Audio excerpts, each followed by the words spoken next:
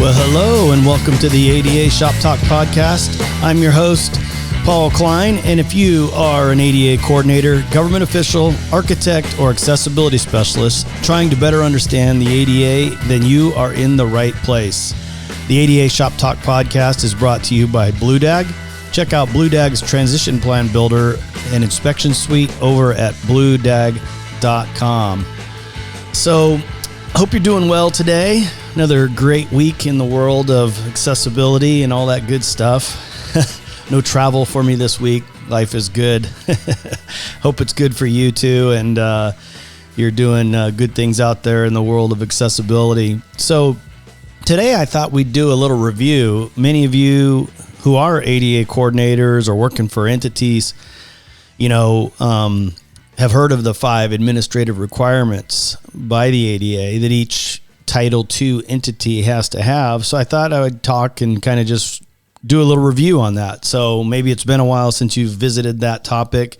Maybe you're not sure if your entity has got all 5 or what the 5 are. And so this would be a good little review or recap of those administrative requirements and so forth. So as you know, if you are a Title II entity, you have to make all your programs and services and activities accessible.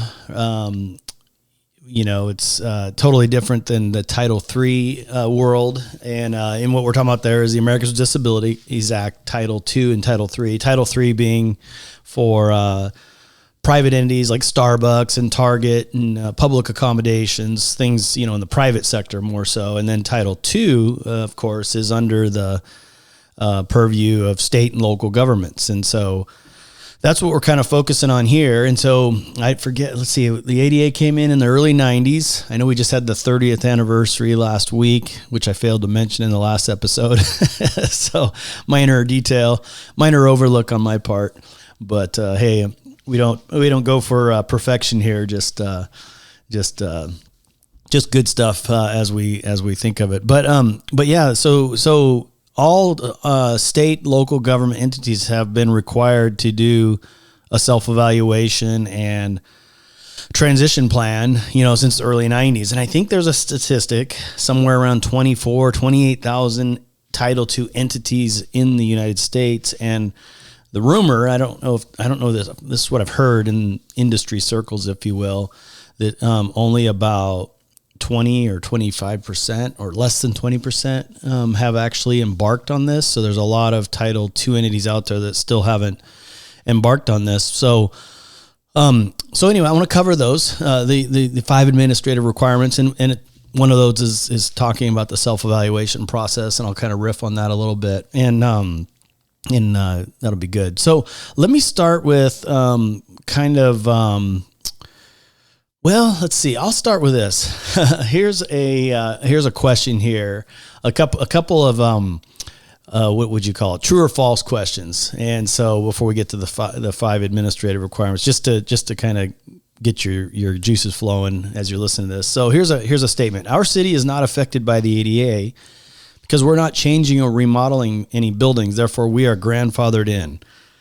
You heard that before? Our city is not affected by the ADA because we're not changing or remodeling any buildings. Therefore, we are grandfathered in. That's a false statement. So it doesn't matter whether your city or your county is doing any remodels or construction work. Title II entities are required to bring all of their programs, services, and activities into compliance, which may or may not include buildings or facilities. So remodeling, unlike most building codes, sometimes is a misconception. Let's see, how about this one? Our buildings comply with the ADA because the architect, contractor, and public works department signed everything off when it was built. That's another misnomer. Our buildings comply with the ADA because the architect, contractor, and public works department signed everything off when it was built. So another false statement. And that's kind of comes from this thinking, like myself, for people who are in the built environment and specifically think about construction and buildings only. And the ADA encompasses so much more than this. So that's a false statement. It doesn't matter how good the architect, how good the permit was, how good it met building code. the ADA requires all programs, service, and activities. So, you can have a temporary activity, Easter egg hunt at a park, doesn't have anything to do with buildings or facilities, out in a field. And that's a program, service, and activity that's subject to the ADA and must be accessible. So a lot of this has nothing to do with the built environment. And so, but a lot of us built environment folks get caught in that kind of mindset. So don't fall into that. And then here's another one. How about this? We don't have any disabled customers. We are a small city and no one with a disability or wheelchair ever comes in here. The ADA requirements don't apply to our city. So another misconception, that's a false statement. It doesn't matter whether you don't have any disabled customers or whether you've seen someone in a wheelchair. Disabilities come in many more forms than just wheelchairs and grab bars and parking stalls. And a lot of times people come, have learning disabilities, chemical sensitivities. You just have no idea. I mean, sometimes you see a big 6'5" guy, muscles, and he's got no legs. He's a former vet, that had a situation in serving and his pants go down, you can't tell. And so you just have no idea. So, you don't, the old adage, don't judge a book by its cover. And as I mentioned earlier, the ADA applies to more than just the built environment. And so that's a misnomer there too. And last one here is our city doesn't need an ADA coordinator. That's only required by the DOJ for compliance. Our city doesn't need an ADA coordinator. That's only required by the DOJ for non-compliance. Non-compliance was the key term there. But regardless, I think it's 50 or more employees. I'll have that. I'll bring that up again. We'll revisit that. So that's one of the first questions is the ADA coordinator, and that's one of the administrative requirements. I think it's 50. I've got to review my slides here, but what it is, the idea is that smaller entities, that don't have a lot of employees, aren't necessarily required to have an ADA coordinator, although it's a good best practice for all entities just to have that. So, but it's required by all entities to have one with 50 or more employees. It's one of the administrative requirements I believe. I'll clarify that coming up here. But your city, county, most cities and counties of average to above average to large size are going to be better have designated one. So let's get to that right now. Let me get down to here. This is from a presentation I did, so I'm kind of just recapping from some of my slides here. So let's go here they are, the key administrative requirements. So the key administrative requirements under the ADA, number one is designating an ADA coordinator. And so what that means is, yes, if a public entity has 50 or more employees, it's required to designate at least one responsible employee to coordinate ADA compliance. In other words, a point person. If you think about it, if it's a large city or transportation district or,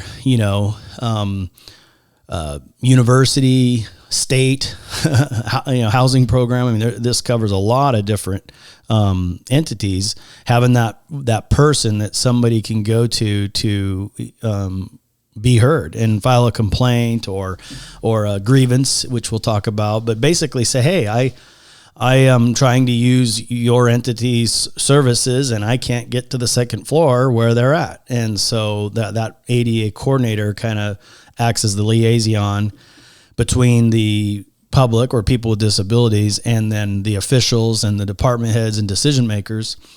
And some of the best places I've seen, especially for cities and counties, is having the ADA coordinator in the city managers or the CAO, the chief executive officer or whatever, the top appointed person in the county in their office, because then they have, and same with the city, then they have direct access to each of the department heads. So if someone's complaining about a public works issue, they can go talk to the public works director. If it's a rec department issue, they talk to the parks and recs director. So the ADA coordinator kind of is a peer amongst department heads and can get results faster for those that might be, complaining or need help, with disabilities, because it's much better as a Title II entity to be responsive and address their concerns. Because what'll happen is if they don't get the response, or they feel like they're getting run around, or worse, ignored, and their needs not met, they'll go file a complaint with the DOJ or the DOT and the feds, and then now you're under an investigation, and it doesn't matter. Once they get involved, it's a whole nother level. So you really want to be proactive and involve them and do what you can to accommodate them. So that's the first one, having an ADA coordinator. That's in 28 CFR Part 35 or 35.107 in the Code of Federal Regulations on the feds. So 35.107. And then a couple of notes here, a government entity may elect to have more than one ADA coordinator. Although the law doesn't refer to this person as an ADA coordinator, the term is commonly used. Now, number 2 key administrative requirement is noticing of the ADA provision for the entity. Okay, so this is a simple notice. This is in Part 35.106, 28 CFR Part 35.106. And it's a notice that's on websites and lobbies, meetings, and it basically is an effective notice that states the basics of what the ADA requires of the state or local government entity that's not too lengthy, legalistic, or complicated. And it should include the name and contact person, for the agency of who the ADA coordinator is. So it's a real simple, the DOJ has examples of this. It's called there's a model notice under the Americans with Disabilities Act created by the Department of Justice. It's a little one-page document, standard font, includes a brief statement about employment, effective communication. Sometimes you see on your agendas and board meetings those please notify us within 72 or 48 hours of a meeting for alternate formats and so forth for effective communication, large print. Signing if you need it, those types of things to accommodate when necessary. That's in there. Making reasonable modifications to policies and programs, and not placing surcharges or modifications for auxiliary aids and services. So if you need to bring in a sign person that's going to do sign language, there shouldn't be a fee for that. That's just covered by the entity. And so that's where that's in that noticing and so forth, how they can make those requests. And the information must present so that's accessible to all, therefore in alternate formats if needed. So it's a little one-page example. You can Google that. If you email me, I can send you a link to it if you want to get a sample of that, but that's the noticing. So just recap, we're about halfway through the 5 requirements. Actually, there's 4. I don't know why I said 5. So I think there's only 4. So let's see. There was 1 was designating an ADA coordinator. Number 2 was noticing of the ADA provisions. And then 3 is establishing and publishing a grievance procedure. And this is probably the one that's the most overlooked. You'll usually have an ADA coordinator, and there's probably a grievance process that was in place at some point along the way of the entity, but then it's forgotten, or it's a PDF form on some page that they forgot about, or at the city hall. And so if you're a new ADA coordinator, tracking that down and making sure, and these days with the web, that's one of the things we do with BlueDag is we have a little code that can go in the web page. It's a web-based form that's accessible, and you can collect all your grievances or your complaints, the things that need to be looked into in terms of problems with accessibility. So if someone is using the bus stop over on Main Street and there's a curb ramp that's too steep, they can go online and or fill out a form, based on this grievance procedure, which is in 28 Code of Federal Regulations 35.107. And, having that published who they file with, what the form is. And, I've seen all kinds of different versions of this. It's basically, it's like a code enforcement intake form, that states, what the problem is, how they can contact the person. Sometimes people like to make anonymous complaints, and that's kind of a jurisdiction by jurisdiction kind of policy issue. I think there's some people are afraid to leave their name for repercussions or something, which I get that. But on the flip side, sometimes you need more information as the entity, and you want to be able to follow up and, if there's any clarifying questions and things like that. So I prefer to have the contact information. And a lot of times, unfortunately, having worked for a local jurisdiction before, what ends up happening is sometimes people, I don't want to say abuse the process, but they use the process to rat each other's neighbors or landlords out for other perceived or real issues they have with that person. So then they they use the process, unfortunately, not really as a true complaint, but basically kind of to go, okay, you caused me a problem over here, so now I'm going to file these complaints. And that happens not just with ADA. I mean, all kinds of issues. You see that with landlords and tenants. They raise the rent, so now the tenant, starts complaining about the bushes in the street, that are overhanging the sidewalk and cracked sidewalks, to cause them grief and stuff. But that aside, you've got to have a grievance process in place and be able to include a description of how and where the complaint is under Title II, can be filed with the entity. If a written complaint is required, a statement notifying the potential complainants that alternate means of filing will be available to people with disabilities who require such an alternate. And the grievance procedure should include a description of timeframes and processes to be followed by the complainant and the government entity, information on how to appeal an adverse decision, and a statement of how long the complaint files will be retained. So all that should be in your grievance process. Once the local and government establishes a grievance procedure under the ADA, it should be distributed to all agency heads. Post copies in the public spaces of public buildings on the government's website. Update the procedure and the contact information as necessary.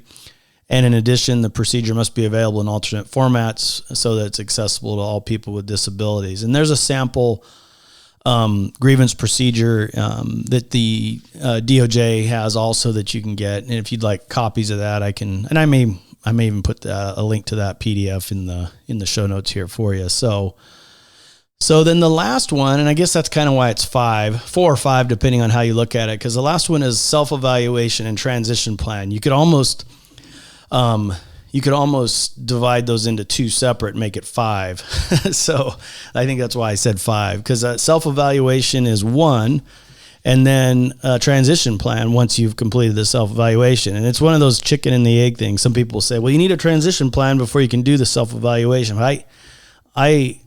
And I don't know. I know there's all kinds of different schools of thought, but to me, you've got to evaluate your program, services, activities, your buildings to know what's wrong before you can develop a transition plan. Maybe some people just say, okay, we know everything's wrong, so our transition plan is we're going to start evaluating, and that's our and I don't think there's a right or wrong answer per se. The regulations don't specifically, I don't think, say one way or the other, but this specific requirement is a big one for self-evaluation and transition plans, and it comes out of 28 CFR Part 35, 105, and it simply states an agency must evaluate its services, policies, and practices, PSA, program services and activities, provide interested parties an opportunity to participate. You hear me talk about that a lot, of how in a disabled access committee or a DAC, the constituents from the disabled community, the local housing authorities, disabled advocates at the table as part of that process. And then making the plan available for public inspection, being transparent and involving them, because they become your biggest advocates when the agency's attacked by a serial litigant or someone who doesn't have the best interests of the community at hand.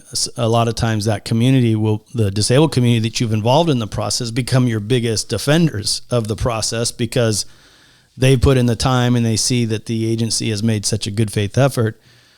And when someone comes along with less than, let's say, good intentions, just to throw the agency and the process under the bus, those folks sometimes are your best advocates. And conversely, where you have an agency that doesn't do anything, and doesn't involve anybody, and then they get a complaint, it's kind of too late at that point. So you really want to involve those people early on in the process. Then you want to describe the areas and modifications made. Identify the person responsible, obviously the ADA coordinator. And then public entities were required to develop this within 6 months of January 26, 1992. Some still haven't even done it.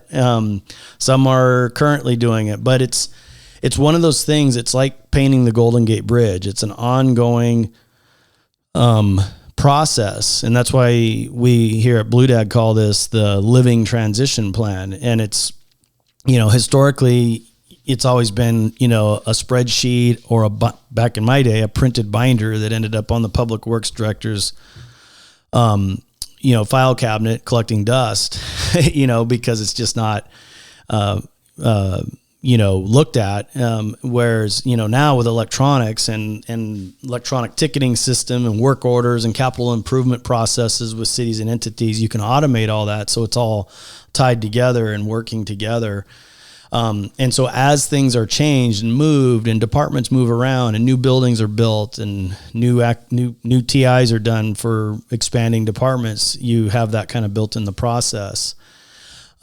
The transition plan and self-evaluation process identifies barriers and obstacles to all programs, service, and activities, provides methods to make the facilities and or programs accessible, and a schedule to achieve compliance is very important. So that's, it doesn't, the 35-150D actually is what it is, doesn't, specifically say it's very small amount of text, but in practice, it's very huge undertaking for cities and counties, and having that in place and being able to track it and having the process in place, and constantly looking at it. So some of the most successful jurisdictions that are doing that, are having monthly meetings with the stakeholders, tracking progress. As complaints and grievances are coming in, they're coordinated with ongoing projects and capital improvement projects. As capital improvement projects are happening through the bidding process and public works and those other facility improvement departments, they're tied to the transition plan and the self-evaluation, so that when they go into remodel a bathroom or a corridor or something, or do an expansion, they can pick up those barriers and fix those things and get them into compliance quicker, instead of just being in silos.